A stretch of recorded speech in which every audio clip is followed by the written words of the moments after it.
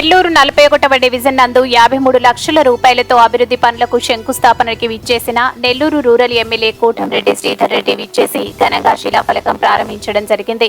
అనంతరం మీడియాతో మాట్లాడుతూ 41 డివిజన్లో 53 లక్షలు కాదు మరో కోటి రూపాయలు కూడా శాంక్షన్ చేపిస్తామని మీడియా ద్వారా తెలియజేశారు. ఈ కార్యక్రమంలో మాజీ మేయర్ టీడీపీ 41వ డివిజన్ ఇన్ఛార్జ్ నంది మండల భానుశ్రీ తదితరులు టీడీపీ కార్యకర్తలు అభిమానులు పెద్ద ఎత్తున పాల్గొని అభివృద్ధి పనులకు శంకుస్థాపనకి విచ్చేసిన ఎమ్మెల్యేకి ఘనంగా సత్కరించి ప్రారంభించడం జరిగింది. అనంతరం మీడియాతో మాట్లాడారు. 41వ డివిజన్ ఈ 41వ డివిజన్లో ఈరోజు 53 లక్షల రూపాయల వ్యయంతో రోడ్లు డ్రైన్లకి శంకుస్థాపన చేసుకోవడం జరిగింది. అతి త్వరలో నాణ్యతా ప్రమాణాలతో వేగవంతంగా ఈ రోడ్లు డ్రైన్లు పూర్తి చేసి అందిస్తామని చెప్పిన మాట ఇస్తూ 41వ డివిజన్ నెల్లూరు నగర కార్పొరేషన్కి శివారు ప్రాంతం ఏదైతే పొట్టేపాడు నుంచి గొల్లకందుకూరు దాకా రూరల్ గ్రామాలు ఉన్నాయో ఈ రూరల్ గ్రామాలకి 41వ డివిజన్ ఒక ముఖద్వారం. నానాటికి వేగవంతంగా విస్తరిస్తూ ఉంది. అందరూ కూడా సామాన్య కుటుంబాలు కావచ్చు, మధ్యతరగతి కుటుంబాలు కావచ్చు, దిగువ మధ్యతరగతి కుటుంబాలు కావచ్చు, నిరుపేద కుటుంబాలు కావచ్చు, ఈ కాలనీలో ఎక్కడికక్కడ కాలనీల్లో నివాసాలు ఉంటూ ఉన్నారు. కొత్త ఇళ్ల నిర్మాణం చాలా వేగవంతంగా జరుగుతూ ఉంది. నెల్లూరుకి ఇతర జిల్లాల నుంచి లేదా నెల్లూరు రూరల్ కాకుండా నెల్లూరు జిల్లాల ఇతర ప్రాంతాల నుంచి ఉద్యోగాల కోసం, వ్యాపారాల కోసం, బిడ్డల కోసం, చదువుల కోసం వచ్చే వాళ్ళందరూ కూడా కాస్త తక్కువ ధరలకే ఈ డివిజన్లో ఇళ్ళు దొరుకుతాయి కాబట్టి ఇక్కడ స్థిర నివాసాలు నానాటికి జనవాసాలతో విస్తరిస్తూ ఉంది. ఈ 53 లక్షల రూపాయలతో ఇక్కడ చేపట్టే పనులు ప్రజలకు మెళ్ళు చేస్తానని భావిస్తూ ఉన్నా.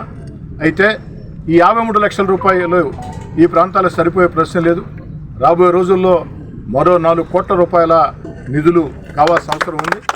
అందుకే రాబోయే రోజుల్ని దృష్టిలో ఉంచుకొని వచ్చే 3 నెలల్లో ఇప్పటికే ఈ అంశాల మీద నగర మాజీ మేయర్ నంది మండలం భానుశ్రీ గారు నా దృష్టికి తీసుకువచ్చి ఉన్నారు. ఈ యొక్క డివిజన్లో ఇంకా నిధులు కావాలని, 4 కోట్ల రూపాయల నిధులు లేనిదే ఈ డివిజన్లో ఒక స్థాయిలో సమస్యల పరిష్కారంగా.